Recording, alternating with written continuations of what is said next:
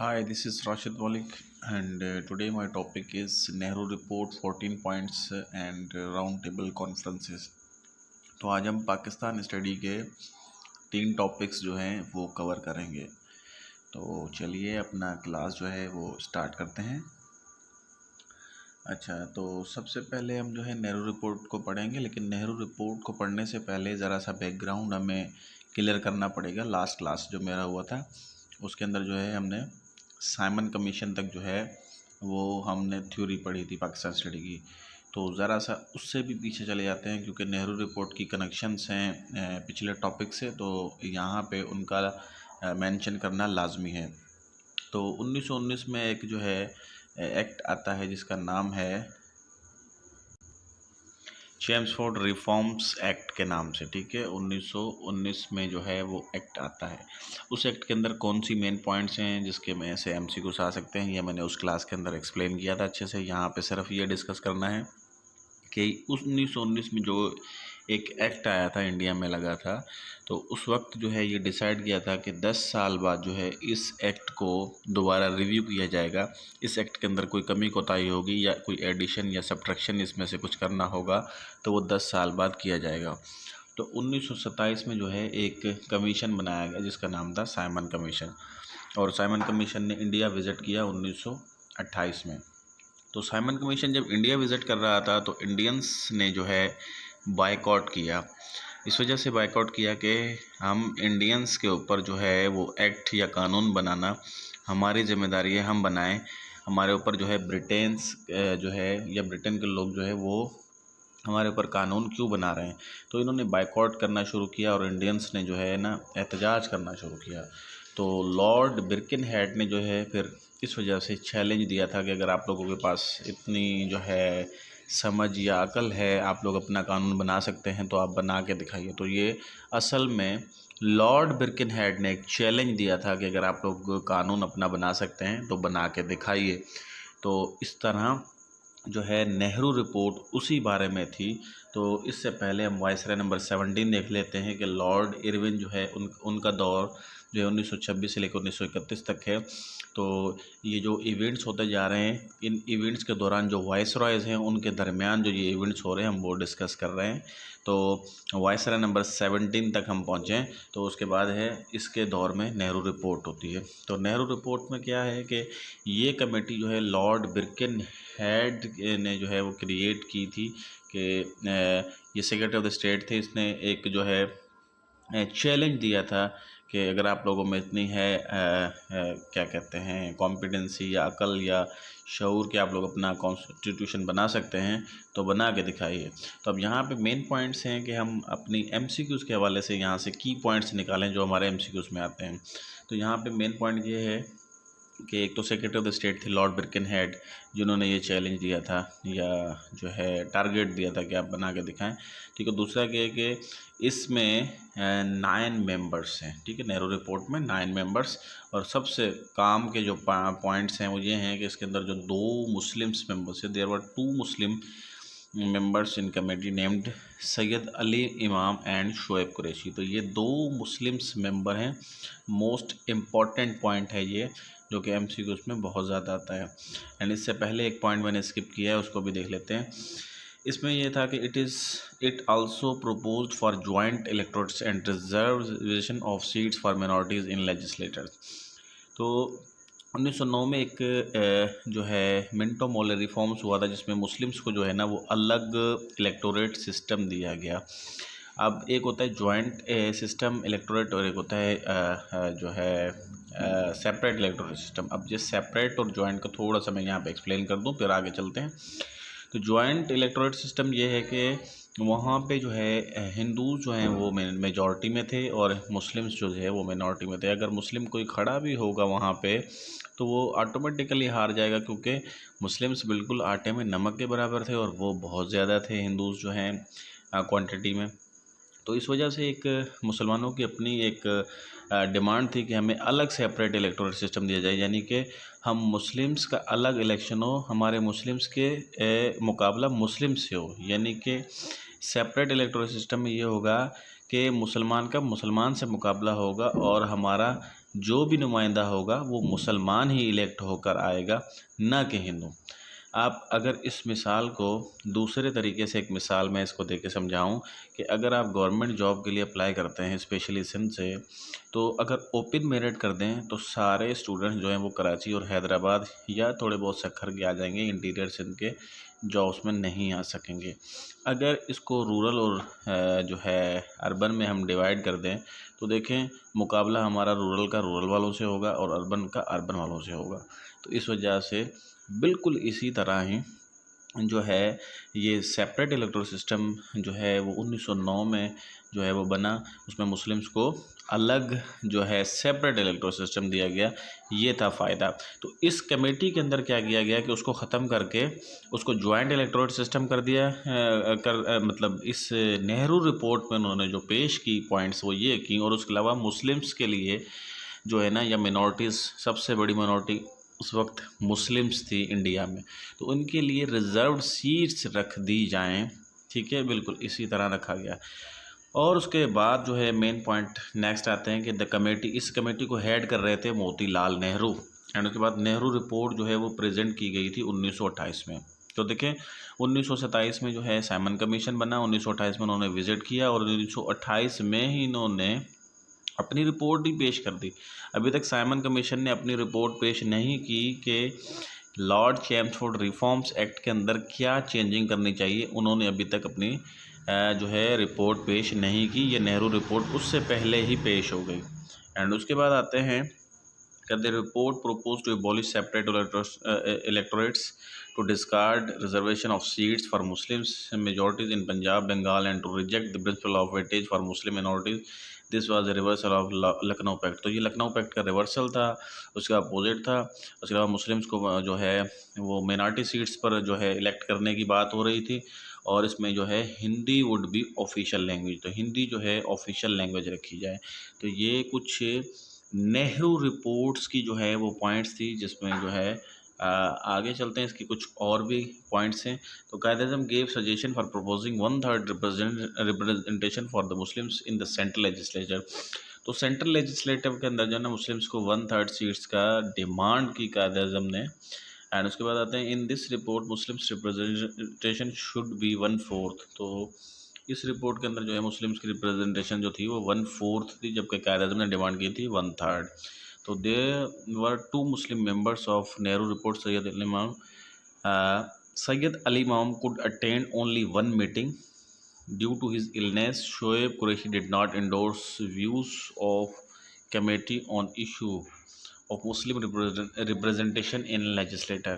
तो जो दो मुस्लिम जो है मेंबर्स थे, इनके नाम याद रखने, स्पेशली MCQs में आते रहते हैं, शोएब अली एंड सैयद अली इमाम। तो सैयद अली इमाम जो है वो बीमारी की वजह से इसको अटेंड ही नहीं कर पाए थे। ठीक है, तो शोएब कुरैशी ने अपना कोई पॉइंट ऑफ व्यू शेयर नहीं किया regarding Muslim representation in central legislator. तो अब ये सारी पॉइंट्स नेहरू रिपोर्ट में हिंदूज़ ने अपनी पॉइंट्स रखी, यानी मुस्लिम्स को नेगलेक्ट किया और सारी जो है अपनी पॉइंट्स उन्होंने रखी। देखें, हिंदी ऑफिशियल लैंग्वेज हो, मुस्लिम्स को 1/4 हो, मुस्लिम का सेपरेट इलेक्टोरल सिस्टम ख़त्म करके उनको रिजर्व सीट दी जाए, तो ये सारी पॉइंट्स खिलाफ थी। तो इस मौके पे कायद-ए-आज़म मोहम्मद अली जिन्ना ने अपनी डिमांड्स पेश की मुस्लिम्स की। तो अब ये थी 14 पॉइंट्स। तो कायद-ए-आज़म के 14 पॉइंट जो है वो 1929 में इन्होंने पेश किया। अब इसके अंदर भी कुछ की पॉइंट्स हम देखते हैं जो कि MCQs के हवाले से। हम यहाँ पे थ्योरी को सारा डिस्कस नहीं करेंगे, हम यहाँ पे की पॉइंट्स को डिस्कस करेंगे जो कि हमारी अपकमिंग किसी भी टेस्ट में काम में आ जाएंगे। तो सबसे पहले तो ये है कि ये रिएक्शन था किसका, in the reaction of Nehru report Mohammad Ali Jinnah drafted his 14 points in 1929। तो 1929 में जो है ना नेहरू रिपोर्ट के रिएक्शन में मोहम्मद अली जिन्ना ने 14 नुकात अपने दिए। And according to Jinnah, the committee has adopted a narrow minded policy to ruin the political future of Muslims. I regret to declare that report is extremely ambiguous and does not deserve to be implemented. तो ये एक point है जो कि MCQs के हवाले से नहीं है, सिर्फ एक जहन में चीज़ रखनी है कि ये मोहम्मद अली जिन्ना का जो पॉइंट ऑफ व्यू था कि ये जो नेहरू रिपोर्ट है ये मुस्लिम्स को उन्होंने उनके जो भी इंटरेस्ट थे उनको ख़त्म करके उन्होंने सिर्फ अपनी पॉइंट्स को उजागर किया और अपनी पॉइंट्स को आगे रखा है और मुस्लिम्स का कोई सी इंटरेस्ट का ख्याल नहीं रखा गया, तो इन्होंने अपने पॉइंट्स दिए। ठीक है, तो अब यहाँ पे क्या कौन से पॉइंट्स हैं वो थोड़ा सा डिस्कस कर लेते हैं जो एग्जाम में आते रहते हैं। According to 40 points, future of government should be federal, तो फेडरल गवर्नमेंट होनी चाहिए फ्यूचर जो है government. And in the central legislative Muslims representation should not be less than 1/3, तो 1/3 जो है मुस्लिम्स की रिप्रेजेंटेशन होनी चाहिए सेंट्रल लेजिस्लेटिव में। And Sindh should be separated from Bombay, तो बम्बई से सिंध को अलहदा किया जाए।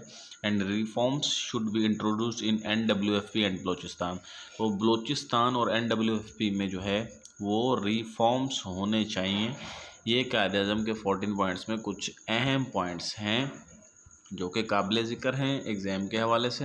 एंड कुछ थोड़ा सा और इसके बारे में डिस्कस कर लेते हैं। Full religious liberty shall be warranted to all the communities, तो जितनी भी कम्युनिटीज़ हैं उनको मजहबी आज़ादी होनी चाहिए। No change shall be made in constitution without the consent of provinces, तो ये अहम पॉइंट है कि कॉन्स्टिट्यूशन के अंदर कोई भी चेंजिंग तब तक नहीं की जा सकती जब तक प्रोविंसेस का उसके ऊपर इत्तफाक ना हो। एंड नेक्स्ट पॉइंट है, no bill or resolution shall be passed in any legislator if 3/4 of the member of any community in that body oppose the bill, तो कोई भी बिल जो है तब तक पास नहीं होना चाहिए जब तक कोई कम्युनिटी उसकी 3/4 अपोज कर दे, तो उसको जो है लागू बिल को नहीं होना चाहिए। तो ये कुछ पॉइंट्स थी जो कि MCQs के हवाले से काम की हैं। एंड उसके बाद आते हैं लॉर्ड चैम्सफोर्ड रिफॉर्म्स एक्ट जो थे 1919 में। अब देखें यहाँ पे कुछ सीक्वेंस सीरीज़ जो टॉपिक्स की ऐसे बनी कि 10 साल बाद जो है इसके अंदर चेंजिंग करनी थी। साइमन कमीशन आया तो उसके बाद इंडियंस चिढ़ गए तो उन्होंने नेहरू रिपोर्ट पेश की, फिर कायद-ए-आज़म ने जो है वो अपने 14 पॉइंट्स पेश किए। उसके बाद साइमन कमीशन ने जो है ना अपनी रिपोर्ट पेश की 1930 में।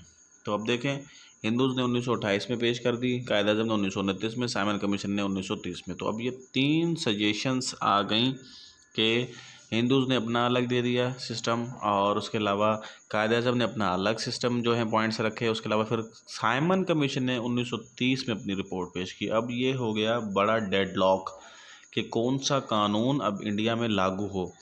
तो अब यहाँ पे जो है इस डेडलॉक को ख़त्म करने के लिए राउंड टेबल कॉन्फ्रेंसेस की सीक्वेंस एंड सीरीज शुरू होती है कि 3 राउंड टेबल कॉन्फ्रेंसेस हुई हैं और इन 3 राउंड टेबल कॉन्फ्रेंसेस में से MCQs आते हैं डिफरेंट जो है टेस्ट में। तो इसको थोड़ा सा डिटेल के साथ भी पढ़ेंगे और इनमें से की पॉइंट्स को हम निकाल लेंगे जो कि मुख्तलिफ टेस्ट में आए हुए हैं। तो चलिए आगे चलते हैं। राउंड टेबल कॉन्फ्रेंसेस जो हैं वो 1930 से लेकर 1932 तक चलती हैं। तो फर्स्ट राउंड टेबल कॉन्फ्रेंस के जो की पॉइंट्स को डिस्कस कर लेते हैं। The conference began in London on 12 November 1930, तो कॉन्फ्रेंस की स्टार्टिंग और लास्ट वाली डेट लाजमी याद रखनी है MCQs के हवाले से। तो नेक्स्ट पॉइंट है कि साइमन ने अपनी रिपोर्ट जो है वो 1930 में पेश की। ये मैंने पहले ही बता दिया था कि 1930 में पेश की, तो एक बड़ा तजाद हो गया, 3 रिपोर्ट्स हो गई, तो तीनों को हल करने के लिए राउंड टेबल कॉन्फ्रेंसेस का सीक्वेंस शुरू हुई। अच्छा, जब फर्स्ट राउंड टेबल कॉन्फ्रेंस हुई थी तो उस वक्त के जो ब्रिटेन के जो PM थे उनका नाम आपने याद रखना है, बहुत मशहूर है ये। और इसके अलावा इसके जो MCQs आते रहते हैं। रामसे मैकडोनल्ड जो थे वो PM थे UK के उस वक्त। The first session of round table conference began in the House of Commons and lower house, तो UK के लोअर हाउस को जो है हाउस ऑफ कॉमन्स कहते हैं। All the parties were presented except Congress, तो कांग्रेस के अलावा सारी पार्टीज़ मौजूद थी। Members agreed on federal form of government, तो मेंबर्स जो है वो एग्री हो गए थे कि फेडरल फॉर्म हो गवर्नमेंट की। इसके अंदर एक बात याद रहे, इंडिया की सबसे बड़ी पार्टी कांग्रेस इसके अंदर पार्टिसिपेट नहीं कर रही थी, जिस वजह से ये जो है फेल हो गई पहली कॉन्फ्रेंस। तो चलिए थोड़ा सा और भी डिस्कस कर लेते हैं इसकी main points. The Indian National Congress along with the Indian business leaders kept away from conference, many of them were in jail for their participation in civil disobedience movement also called Dandi march started on 12 मार्च 1930। 1930 में जो है ना India में एक मार्च start किया था जिसका नाम था सिविल डिसओबीडियंस मूवमेंट। तो उस वजह से इसकी जो है टॉप लीडरशिप जो है इंडियन नेशनल कांग्रेस की, उसको पकड़कर जेल में डाल दिया गया था। तो इस वजह से जो फर्स्ट राउंड टेबल कॉन्फ्रेंस हो रही थी उसके अंदर इंडियन नेशनल कांग्रेस ने पार्टिसिपेट ही नहीं किया। तो गांधी इरविन पैक्ट होता है 1931 में 5 मार्च, ये याद रखनी है, डेट काम की है एमसीक्यूज के हवाले से। और जो है गांधी को आज़ाद किया गया और गांधी ने जो है सिविल डिसओबीडियंस मूवमेंट को ख़त्म किया। ठीक है, तो ख़त्म करने के बाद जो है गांधी को आज़ाद किया गया। And sir Aga Khan was the leader of the Muslims delegation in the first round table conference. ये इंपॉर्टेंट पॉइंट है कि मुस्लिम्स का जो डेलीगेशन गया राउंड टेबल कॉन्फ्रेंस में शिरकत के लिए, तो उसमें मुस्लिम्स को लीड कौन कर रहे थे? Sir Aga Khan. And conference end on 19 January and 1931। तो इसकी डेट्स बिल्कुल याद रखनी है कि एंड कब हुई और स्टार्ट कब हुई। तो पहली जो राउंड टेबल कॉन्फ्रेंस हुई उसका भी कोई नतीजा नहीं निकला, वो भी फेल होगी, लेकिन इसके की पॉइंट्स याद रखने हैं डिफरेंट एमसीक्यूज के हवाले से। उसके बाद आते हैं सेकंड राउंड टेबल कॉन्फ्रेंस के ऊपर। तो सेकंड राउंड टेबल कॉन्फ्रेंस जो है वो 7 सितंबर 1931 को शुरू हुई और ख़त्म कब होती है? 31 सितंबर 1931 को। Allama Iqbal was to attend conference because of the death of Maulana Mohammad Ali जौहर। तो मौलाना मोहम्मद अली जौहर की डेथ हो जाती है। पहला जो डेलीगेशन आता है उसके अंदर, उस डेलीगेशन के अंदर सर आगा खान तो लीड कर रहे होते हैं, लेकिन मौलाना मोहम्मद अली जौहर एज अ मेंबर होते हैं। लेकिन अब अल्लामा इकबाल साहब जो है हमारे जो पोइट हैं बहुत बड़े पाकिस्तान के, तो उन्होंने जो है वो मौलाना मोहम्मद अली जौहर की डेथ के बाद इनकी जगह पे पार्टिसिपेट किया। तो नेक्स्ट पे देखते हैं इनकी जो है बाकी पॉइंट्स। एंड उसके बाद काबिल ज़िक्र इसमें जो है और भी कुछ है जो थ्योरी में हम डिस्कस कर सकते हैं, लेकिन हमारे की पॉइंट्स हैं हमने यहाँ पे पढ़ना है कि की पॉइंट्स जो कि एमसीक्यूज़ के हवाले से हैं हमारी अहम है। उसके बाद आते हैं वायसराय नंबर 18 लॉर्ड विलिंगडन, जो कि 1931 से लेकर 1936 तक इनकी हुकूमत रही। And third round table conference जो है इनके दौर में हुई। तो third round table conference began on 17 November 1932।